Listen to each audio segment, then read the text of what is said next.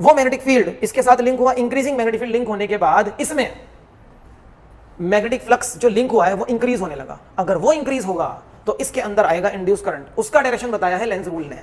Welcome बच्चों, and we are back again with the next lecture, and this is going to be lecture number 3 from our unit electromagnetic induction and alternating current, जिसमें अभी हम electromagnetic induction वाला chapter कर रहे हैं। And the topic which we are going to do today is Faraday's experiment number 2 with Lenz rule। Faraday's experiment number 2 में Michael Faraday ने किस तरीके से इलेक्ट्रोमैग्नेटिक इंडक्शन फिनोमेना को समझाया है वो हमें यहाँ पर चेक करना है, और कैसे इलेक्ट्रोमैग्नेटिक इंडक्शन फिनोमेना से जो इंड्यूस करंट या इंड्यूस ईएमएफ आता है उसका डायरेक्शन हम लेंज रूल से फाइंड आउट कर सकते हैं, वो भी देखेंगे। लेंज रूल कैसे अप्लाई करते हैं और लेंज रूल क्या होता है ये मैंने आपको लास्ट लेक्चर में लेक्चर नंबर 2 में क्लियर कर दिया था, है ना। Today we are with lecture number 3। तो स्टार्ट करते हैं अपने next experiment Faraday's experiment number 2 को, और देखते हैं कि इस एक्सपेरिमेंट में फैराडे ने क्या क्या चीज़ों का यूज करा है। इस एक्सपेरिमेंट में हमारे पास सबसे पहले रहेंगी 2 नेबरिंग कॉइल्स। लास्ट एक्सपेरिमेंट में आपको याद है एक कॉइल थी और उस कॉइल को गैल्वेनोमीटर से कनेक्ट कर दिया था टू चेक कि करंट आ रहा है या नहीं, और उस कॉइल के पास एक मैग्नेट को मूव कराया था। ये वाला एक्सपेरिमेंट नंबर 1 था। अभी ये वाली कॉइल वही रहेगी, लेकिन इस कॉइल के पड़ोस में एक और कॉइल लेकर आएंगे। मैग्नेट हटा दिया है, मैग्नेट की जगह एक और coil, now the 2 neighbouring coils. लेकिन ये कॉइल्स किस तरीके से अरेंज करनी है ये हमें चेक करना होगा। तो चलिए हम बनाते हैं एक डायग्राम। सपोज ये एक सॉफ्ट आयरन कोर है, this is a soft iron core.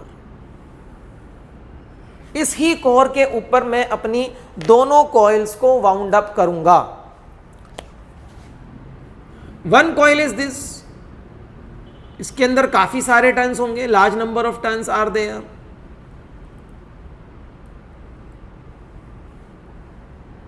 और इस कॉइल के दोनों एंड्स को गैल्वेनोमीटर के साथ हम कनेक्ट कर देंगे। This is galvanometer. गैल्वेनोमीटर की पॉइंटर का 0 सेंटर में होता है, ये याद रखिएगा, है ना। तो this is galvanometer G, connect कर दिया है। क्या इस कॉइल में कोई पोटेंशियल डिफरेंस का सोर्स है जो इस कॉइल को करंट दे पाए? नहीं है। अगर फिर भी इस कॉइल के अंदर करंट आ गया तो समझ जाना इलेक्ट्रोमैग्नेटिक इंडक्शन फिनोमेना से वो करंट आएगा या वो करंट आया है, और उस करंट को हम इंड्यूस करंट बोलते हैं। एक और कॉइल होगी इसके साथ, एक नेबरिंग कॉइल होगी, neighbouring coil. Suppose this is the neighbouring coil.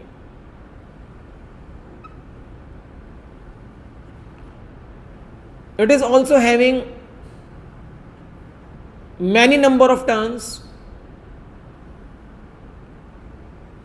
लेकिन ये वाली कॉइल एक बैटरी या एक सेल के साथ कनेक्टेड है, और यहां पर एक की भी है। This is the key, okay.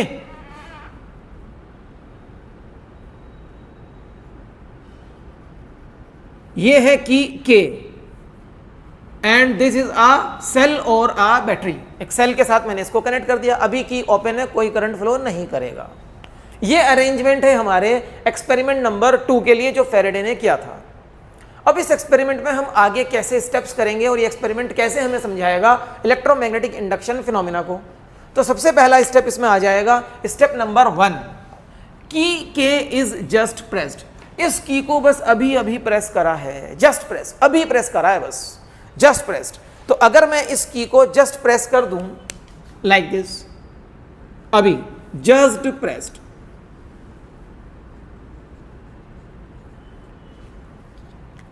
तो because now the circuit is complete, a current will start to flow in this coil। इस कॉइल में करंट स्टार्ट करेगा फ्लो करना, ठीक है। मान लो ये वाली कॉइल है P, और ये वाली कॉइल का नाम हम रखेंगे S, है ना। और ये दोनों नेबरिंग कॉइल्स हैं, और दोनों को किसके ऊपर वाउंड अप किया है? सॉफ्ट आयरन कोर के ऊपर वाउंड अप किया है। सॉफ्ट आयरन कोर ही क्यों? बेटा सॉफ्ट आयरन कोर की परमिएबिलिटी बहुत ज़्यादा होती है फ्री स्पेस से।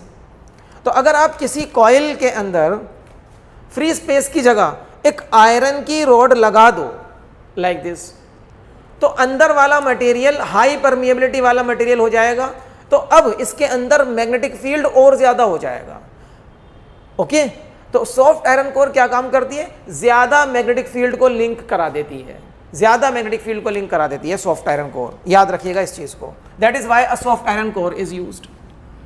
Now a current start to flow in this coil. इस कॉइल के अंदर करंट स्टार्ट होने लगा। जैसे इस कॉइल के अंदर करंट आएगा, तो क्योंकि ये कॉइल करंट कैरिंग कॉइल है, तो इसके साथ मैग्नेटिक फील्ड एसोसिएट हो जाएगा। And this coil is in the shape of a solenoid. ये कॉइल एक सोलेनॉइड जैसी है ना। सपोज इस कॉइल में मैंने करंट फ्लो करा दिया, इस कॉइल में अगर करंट फ्लो हो रहा है तो ये सोलेनॉइड जैसी है, तो it behaves like a bar magnet. तो ये बार मैग्नेट जैसा मैग्नेटिक फील्ड क्रिएट करेगी।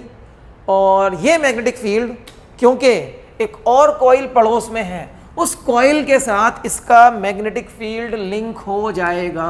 सपोज ये मैग्नेटिक फील्ड लाइन्स है, ये ऐसे लिंक हो जाएंगी इसके साथ, इसकी मैग्नेटिक फील्ड लाइन इसके साथ लिंक हो जाएंगी। ओके, अगर मैग्नेटिक फील्ड यहां से यहां तक लिंक हो गया तो हमारे दो स्टेप्स कंप्लीट हो चुके हैं इंड्यूस करंट को लाने के। Number 1, circuit should be closed. इस कॉइल में इंड्यूस करंट लाएंगे हम, एस कॉइल में, एस, तो सर्किट क्लोज है इसका। नंबर 2, मैग्नेटिक फ्लक्स लिंक हो जाए, तो मैग्नेटिक फील्ड लाइंस लिंक हो चुकी हैं। नंबर 3, अब मैग्नेटिक फ्लक्स जो लिंक हुआ है वो चेंज होना है। अगर वो चेंज हो गया तो इसके अंदर इंड्यूस करंट आएगा और ये डिफ्लेक्शन शो करेगा गैल्वेनोमीटर। तो हम देखेंगे कि किस तरीके से यहां पर फ्लक्स लिंक होने के बाद चेंज होएगा। स्टेप बाय स्टेप देखना है हर चीज को। देखो इधर कॉइल पी के बारे में आप पढ़ते जाओ। कॉइल पी, जैसे ही की को प्रेस किया, इसके अंदर करंट स्टार्ट हो गया।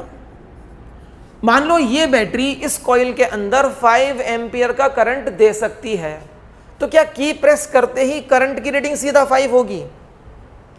नहीं, current will take a time. भले ही बहुत छोटा, बहुत कम टाइम हो, लेकिन वो लेगा टाइम अपनी वैल्यू 0 से 5 एम्पियर तक ले जाने में, अपनी वैल्यू 0 से मैक्सिमम तक ले जाने में। उसके बाद वो 5 ही रहेगा फिर, है ना। तो current will take time to increase its value from 0 to 5। तो उतने टाइम के लिए तो करंट इंक्रीज कर रहा था। तो for a very short time, for a very short time current increases in value. इसको बोलते हैं grow of current, growth of current, इसको बोलते हैं ग्रोथ ऑफ करंट। तो जैसे ही की को हमने प्रेस किया, तो for a very short time this current is showing increase in its value, so that ये अपनी मैक्सिमम वैल्यू तक तो पहुंचे। अभी तो इसकी वैल्यू 0 थी, 0 से 1 एम्पियर, उससे 2 एम्पियर, उससे 3 ampere, and then to 4 ampere, and then to 5 ampere. यहां तक पहुंचने में कुछ तो टाइम लगेगा। इसको बिल्कुल ऐसा समझो आप, सपोज आपने एक बाइक स्टार्ट की और आपकी बाइक बहुत अच्छे मैन्युफैक्चरर कंपनी की है और वो अपनी टॉप स्पीड बहुत जल्दी गेन करती है। मान लो वो 100 किलोमीटर पर आवर की speed with in 5 second gain कर लेती है, लेकिन 100 किलोमीटर पर आवर की स्पीड तक जाने में 5 सेकेंड्स लगे ना, उसके बाद वो भले ही फिर 100 किलोमीटर पर आवर की स्पीड पर ही चलती रहे, लेकिन 0 to 100 तक जाने में उसको भले ही कम टाइम लगता है, लेकिन टाइम लगता है। तो उतने टाइम के लिए उसकी स्पीड चेंज कर रही थी। Same is with the value of the current. ये बैटरी भले ही इस कॉइल को 5 एम्पियर का करंट दे, लेकिन अभी तो 0 था करंट। 0 से 1 2 3 4 5 एम्पियर करंट होने में कुछ तो टाइम लगेगा, भले ही वो मिली सेकेंड, माइक्रो सेकेंड का टाइम हो, लेकिन लगेगा। उतने टाइम के लिए करंट वेरिएबल था। अब अगर उतने टाइम के लिए करंट वेरिएबल था, तो इस करंट कैरिंग कॉइल में जो मैग्नेटिक फील्ड आता है, क्योंकि ये सोलेनॉइड है, the answer for the magnetic field is given by this formula, B is equals to mu naught n I. Last unit में आपने करा है magnetic field of solenoid topic, वहां से ये फॉर्मूला आता है। तो ये मैग्नेटिक फील्ड आपको क्या लगता है, ये कांस्टेंट है कि वेरिएबल है? अभी इतने टाइम के लिए, जितने टाइम के लिए करंट अपनी वैल्यू में इंक्रीज दिखा रहा है, क्योंकि करंट इज इंक्रीजिंग और करंट की वैल्यू पर बी डिपेंड करता है, तो B is also increasing. It means अभी इतने टाइम के लिए बी भी इंक्रीज कर रहा है। जो मैग्नेटिक फील्ड लाइंस इसके साथ लिंक हो चुकी हैं, उन लाइंस का मैग्नेटिक फील्ड का मैग्नीट्यूड अभी इंक्रीज कर रहा है। और अगर इसके साथ मैग्नेटिक फ्लक्स में मैग्नेटिक फील्ड की वैल्यू बढ़ रही है, तो इसका मतलब मैग्नेटिक फ्लक्स बढ़ रहा है। क्यों? क्योंकि magnetic flux linked with a coil का फॉर्मूला होता है NBA cos थीटा। देखो अगर I इंक्रीज कर रहा है तो B इंक्रीज कर रहा है, और ये B यहां इस फॉर्मूले में है, तो अगर ये B इंक्रीज करेगा तो इसका मतलब फाई इज ऑल्सो इंक्रीजिंग। इतने टाइम के लिए फाई जो लिंक कर गया है, phi linked with coil S is also increasing for this time. किस टाइम के लिए? अभी अभी जो हमने की को प्रेस किया है, जस्ट प्रेस्ड, अभी अभी थोड़े से टाइम के लिए, जितने टाइम के लिए वो करंट, जो टाइम करंट लेता है जीरो से मैक्सिमम वैल्यू जाने तक, उतने टाइम के लिए क्योंकि करंट इंक्रीज कर रहा है तो मैग्नेटिक फील्ड इंक्रीज कर रहा है, मैग्नेटिक फील्ड इंक्रीज कर रहा है तो फ्लक्स इंक्रीज कर रहा है, और वही फ्लक्स इस कॉइल के साथ लिंक कर गया। इसका मतलब flux, magnetic flux linked with the neighbouring coil, जिस कॉइल में कुछ नहीं था, सिर्फ गैल्वेनोमीटर कनेक्टेड है, उस कॉइल के साथ जो फ्लक्स लिंक हुआ है वो मैग्नेटिक फ्लक्स अभी इंक्रीज कर रहा है। और इलेक्ट्रोमैग्नेटिक इंडक्शन की डेफिनेशन से हमें क्या पता है कि अगर magnetic flux linked with a close circuit, this is a close circuit, start to change, then induce current या induced EMF is produced in it. तो इसके अंदर क्योंकि सर्किट क्लोज है, इंड्यूस करंट आएगा, इसके अंदर इंड्यूस करंट आएगा तो it will show the deflection.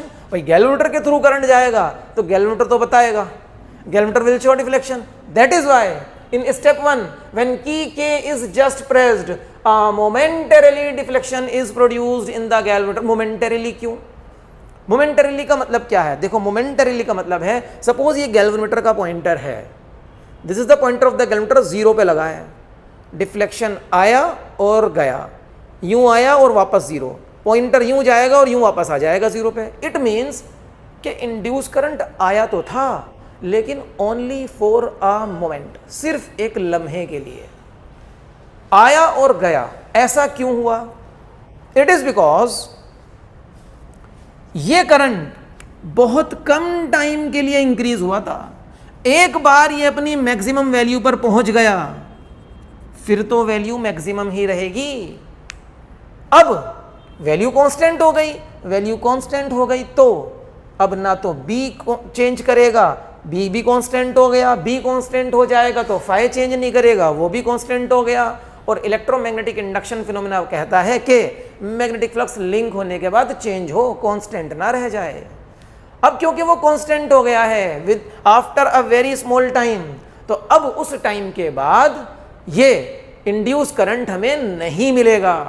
Induce current नहीं मिलेगा तो गैल्वेनोमीटर का जो डिफ्लेक्शन हुआ वो वापस zero. That is why a momentarily deflection is observed. बहुत छोटे टाइम के लिए डिफ्लेक्शन ऑब्जर्व होता है। कितने टाइम के लिए? जितना टाइम करंट ने अपनी वैल्यू जीरो से मैक्सिमम जाने तक लगाया है। अब ये जो मैंने आपको सारा समझाया, इसको अगर आप अपने वर्ड्स में लिखना चाहते हो तो बीच बीच में वीडियो पॉज करके लिख सकते हो, या फिर मैं आपको इस टेबुलर फॉर्म में दे ही रहा हूं, आप यहां से भी कॉपी कर सकते हो। तो क्या पढ़ा हमने? जैसे ही की के प्रेस की तो बहुत कम टाइम के लिए momentary deflection was observed in the galvanometer. Reason and conclusion, इसका मतलब क्या है और ऐसा क्यों हुआ, चलिए ये देखते हैं। तो जैसे ही हमने की को प्रेस किया, करंट आई,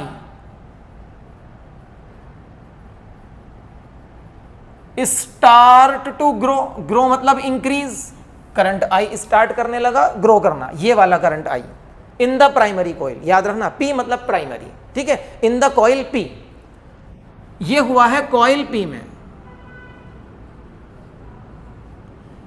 इसका इफेक्ट क्या हुआ? इसका इफेक्ट होगा मैग्नेटिक फील्ड जो प्रोड्यूस हो रहा है वो भी क्या कर जाएगा? स्टार्ट टू इंक्रीज, वो भी इंक्रीज करने लगा। INC मतलब इंक्रीज। चलिए पूरा लिख देता हूं।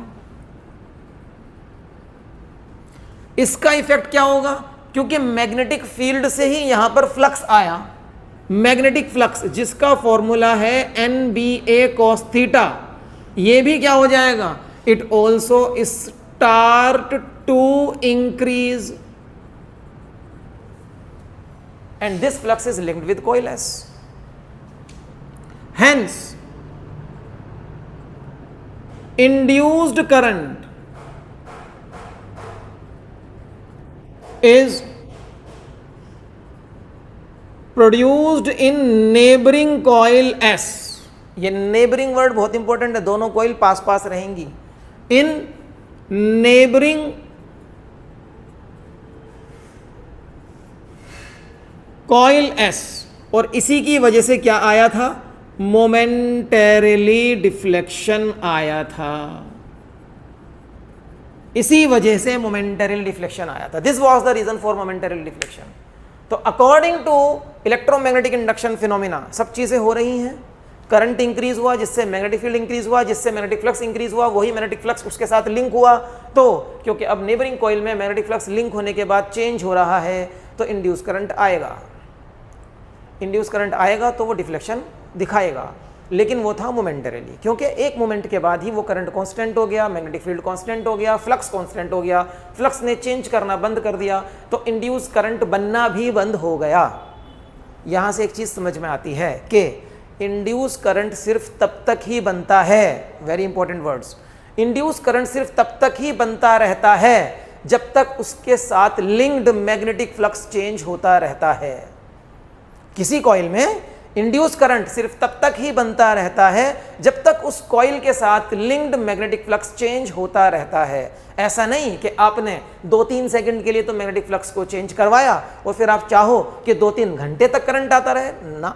जितनी देर तक फ्लक्स लिंक होने के बाद चेंज होगा उतनी देर तक ही इंड्यूस करंट या इंड्यूस ईएमएफ आता रहेगा.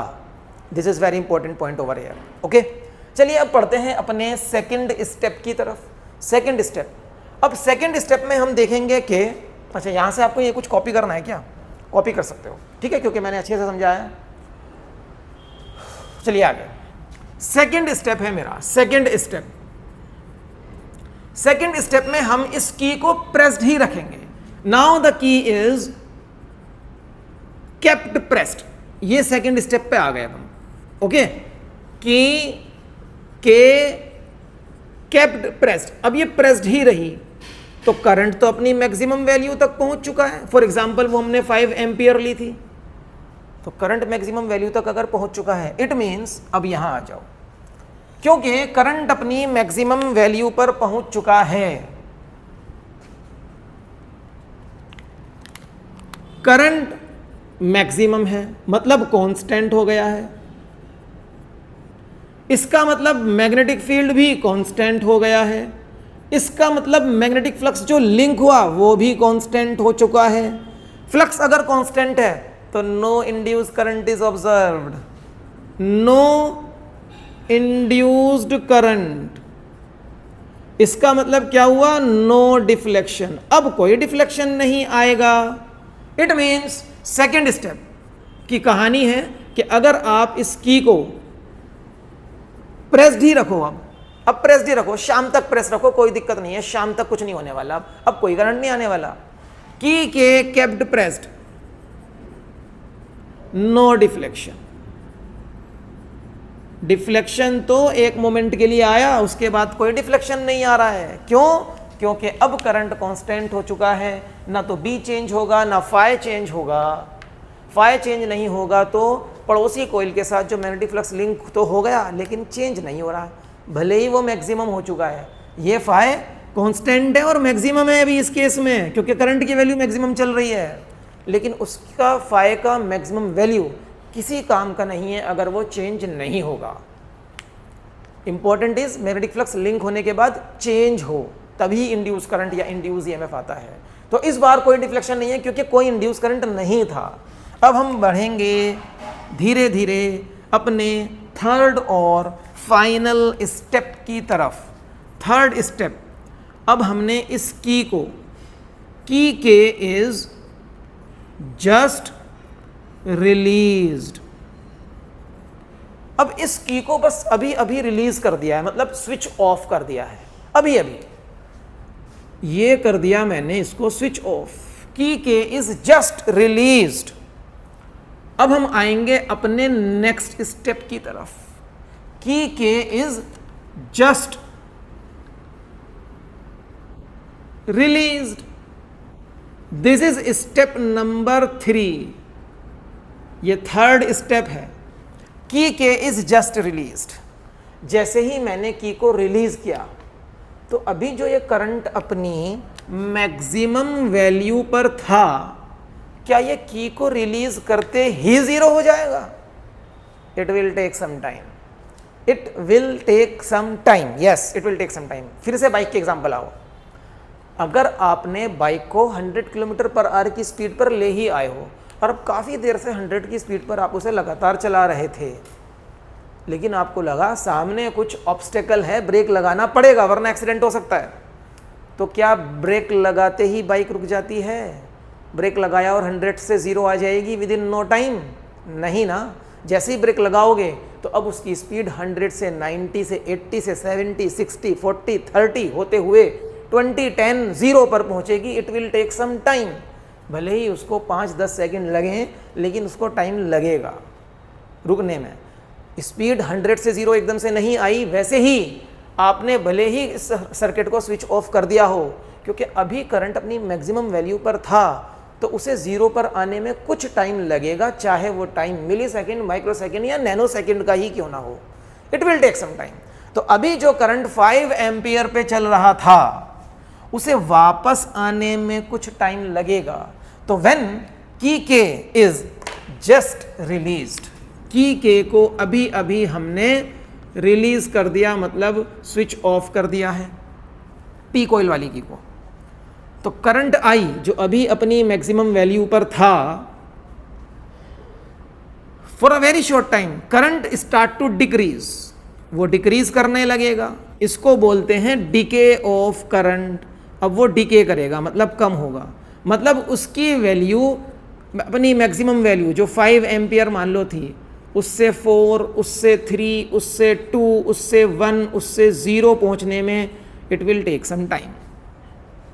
तो उतने टाइम के लिए, जितने टाइम में अब ये करंट डिक्रीज कर रहा है, उतने टाइम में मैग्नेटिक फील्ड भी डिक्रीज करेगा, और मैग्नेटिक फील्ड से आने वाला फाई जो इसके साथ लिंक हो गया मैग्नेटिक फ्लक्स, वो भी तो डिक्रीज करेगा। It will also start to decrease. अब क्योंकि मैग्नेटिक फ्लक्स इसके साथ जो लिंक है वो डिक्रीज मतलब चेंज कर रहा है, तो अब इस कॉइल में फिर से इंड्यूस करंट आएगा, लेकिन पहले से उल्टे डायरेक्शन में। क्योंकि मैंने आपको लास्ट लेक्चर में भी बताया था कि जिस डायरेक्शन में इंड्यूस करंट आता है मैग्नेटिक फ्लक्स लिंक्ड होकर इंक्रीज होने में, उससे अपोजिट डायरेक्शन में इंड्यूस करंट आता है अगर मैग्नेटिक फ्लक्स लिंक होकर डिक्रीज करना शुरू कर दे। तो पहले वो लिंक होकर इंक्रीज कर रहा था, अब वो करेगा डिक्रीज। तो यही पूरा का पूरा एज इट इज यहां छाप देना है, लेकिन इंक्रीज की जगह डिक्रीज होएगा। ठीक है, तो दैट इज वाई डिफ्लेक्शन तो ऑब्जर्व होगा और मोमेंटरीली होगा भैया, मोमेंटरीली होगा। मोमेंटरीली क्यों होगा? बहुत से बच्चों को समझ में आ गया होगा, बहुत से बच्चों को अभी समझ में नहीं आया होगा। जिनको समझ में नहीं आया ध्यान से सुने। मोमेंटरीली इसलिए होगा क्योंकि क्या इस करंट को 5 से 0 होने में शाम तक का टाइम चाहिए, 2 दिन का टाइम चाहिए? नहीं ना, इस करंट को 5 से 0 होने में बहुत कम टाइम चाहिए, दैट इज मोमेंटरीली टाइम। जितने टाइम के लिए करंट चेंज शो करेगा उतने टाइम के लिए ये चेंज होगा, ये चेंज होगा, उतने ही टाइम के लिए यहां पर इंड्यूस करंट आएगा। जैसे ही ये चेंज होनी चीजें बंद हो जाएंगी, एक बार 0 आ जाए ये सारे चेंजेस खत्म हो जाएंगे। मैग्नेटिक फ्लक्स जो लिंक था वो भी खत्म हो जाएगा। जब मैग्नेटिक फ्लक्स से लिंक नहीं हुआ ना तो वो चेंज हो पाएगा, ना वो इंड्यूस करंट ला पाएगा। तो ये सब कुछ कहानी विद इन अ मोमेंट हो जाती है। That is why momentarily deflection ही ऑब्जर्व होता है। मतलब डिफ्लेक्शन आया और गया, गैलमीटर का पॉइंटर यूं होगा वापस यूं आ जाएगा, ये है मोमेंटरी डिफ्लेक्शन। तो यहां पर अगर मैं कंक्लूजन विद रीजन मेंशन करूं तो बहुत सिंपल तरीके से मेंशन हो सकते हैं। अब करंट की वैल्यू डिक्रीज कर रही है, तो करंट स्टार्ट टू डिके, उसकी वजह से जो मैग्नेटिक फील्ड बना इस सोलेनॉइड में that also start to decrease. इसकी वजह से जो मैग्नेटिक फ्लक्स लिंक हुआ उस कॉइल के साथ, that flux also start to decrease. और जब फ्लक्स डिक्रीज होता है या चेंज होता है तो इंड्यूस करंट ऑब्जर्व होता है। हेंस, और क्योंकि ये सब कुछ मोमेंटरीली हो रहा है, for a moment, for a very short time, during this short time induced current is produced in opposite direction।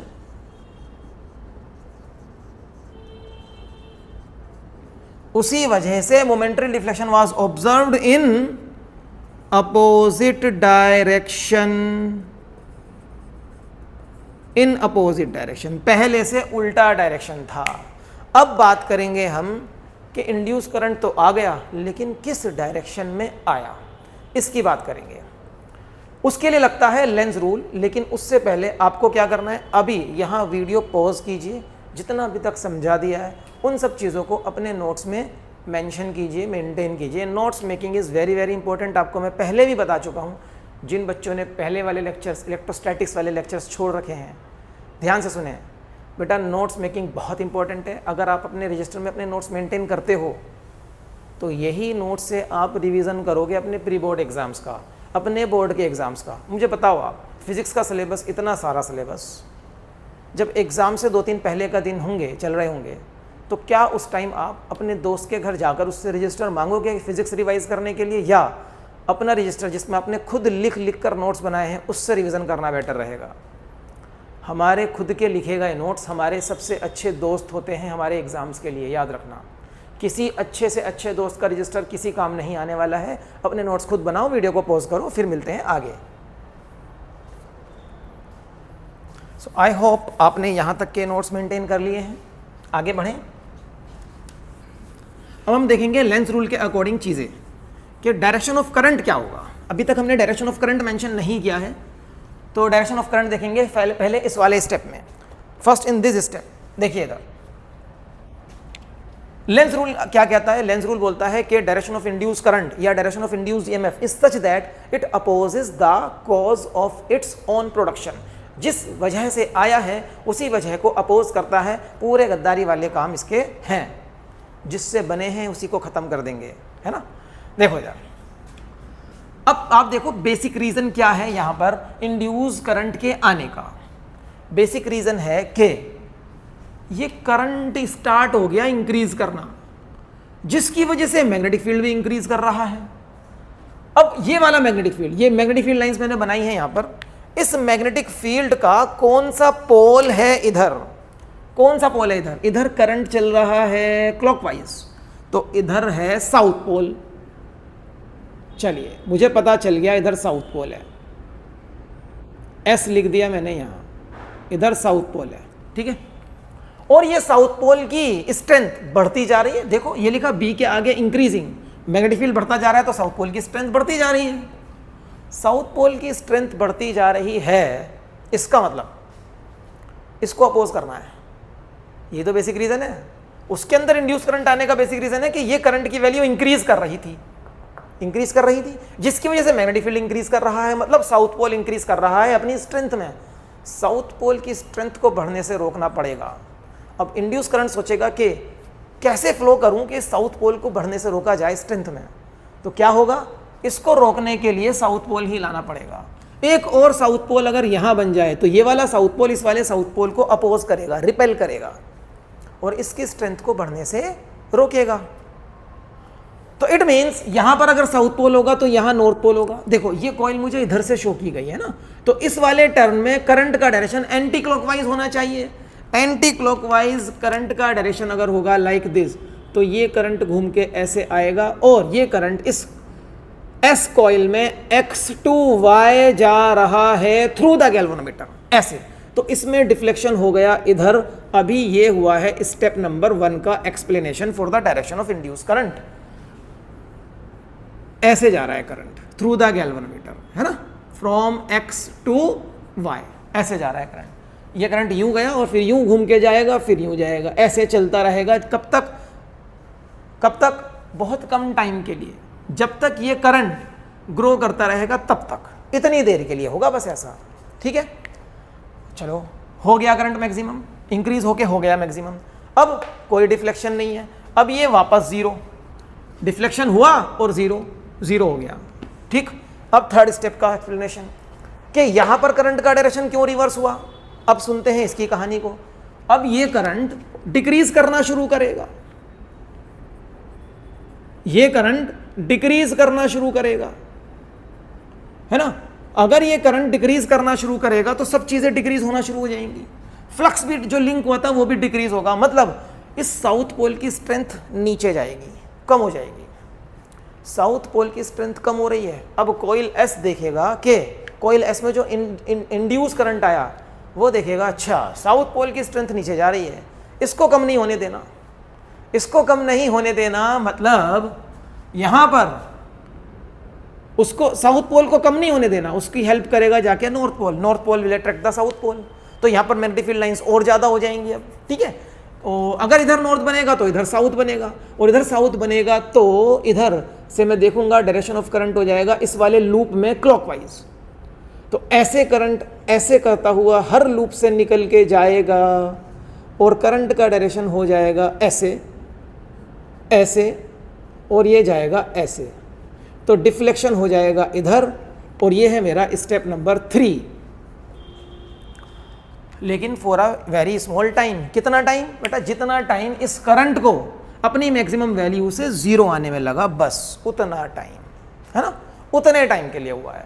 ठीक है, तो ये एक्सप्लेनेशन हो गया हमारा डायरेक्शन ऑफ करंट का। इस बार करंट का डायरेक्शन हो गया है इधर, करंट ऐसे जा रहा है, यह है करंट का डायरेक्शन आई, यह है small I, small I. Induce current को मैं स्मॉल आई से शो करूंगा, ये कैपिटल आई था। ठीक है, that is all about the lecture today. तो आज जो हमने सीखा उसके लिए मेरे पास एक मॉडल भी है। अगर आप चाहो तो, आपके पास अगर 2-4 मिनट हैं तो मैं, suppose this is soft iron core, ये एक कॉइल दिख रहा होगा आपको, ये दूसरा कॉइल है। ठीक है, इस कॉइल को मैंने कनेक्ट कर दिया है एक बैटरी के साथ। बैटरी ले आए, चलिए बैटरी ले आते हैं।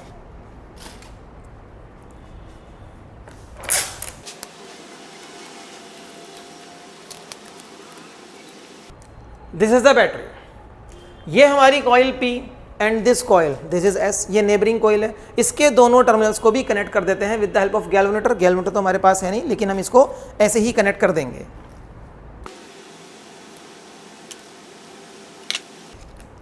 Now I have connected the ends of this coil as well. ये मेरी कॉइल S है, ठीक, this is coil S। Ends connect कर दिए। इसके अंदर कोई करंट का सोर्स तो नहीं है ना, कोई पोटेंशियल डिफरेंस वाला सोर्स तो नहीं है, तो इसके अंदर कोई करंट नहीं आ सकता। लेकिन फिर भी अगर करंट आ गया तो क्या, कौन सा फिनोमेना रिस्पॉन्सिबल होगा? Electromagnetic induction.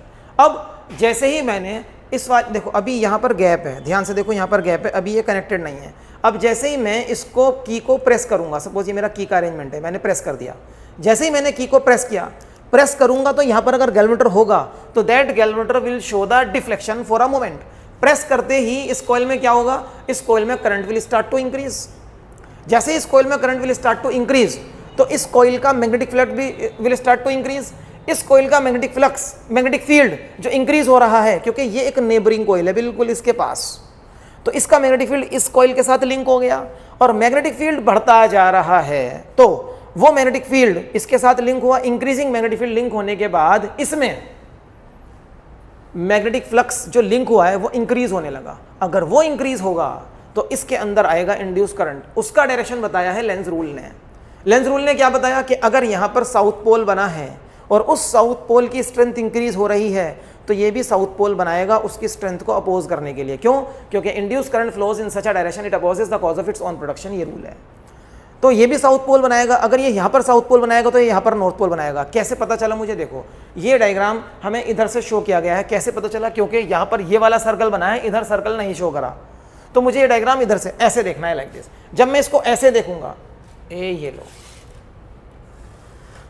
जब मैं इसको इधर से देखूंगा लाइक दिस, तो मैंने देखा कि यहां पर कौन सा पोल बना, नॉर्थ पोल। नॉर्थ पोल के according direction of current will be anti clockwise in this circle, in this loop. Anti clockwise मतलब ऐसे, ऐसे चलेगा करंट, ऐसे चलेगा तो यहां से यूं जाएगा, ऐसे जाएगा करंट, लाइक दिस। देखो ये गया करंट, ऐसे ही एक्सप्लेन किया था आपको। This is how the phenomena of electromagnetic induction is explained by this experiment of Faraday. Okay, इसी तरीके से हम स्टेप 3 को भी यहां से समझ सकते हैं, इसी सेटअप के अकॉर्डिंग। ओके, तो ये हमारा एक्सपेरिमेंटल सेटअप था। अब हम मिलेंगे अपने नेक्स्ट लेक्चर में एक और एक्सपेरिमेंट के साथ, and that is going to be Faraday's experiment number 3, जहां पर हम एक और तरीके से सीखेंगे कि कैसे इलेक्ट्रोमैग्नेटिक इंडक्शन फिनोमिना से इंड्यूस करंट और इंड्यूस ईएमएफ आ जाता है।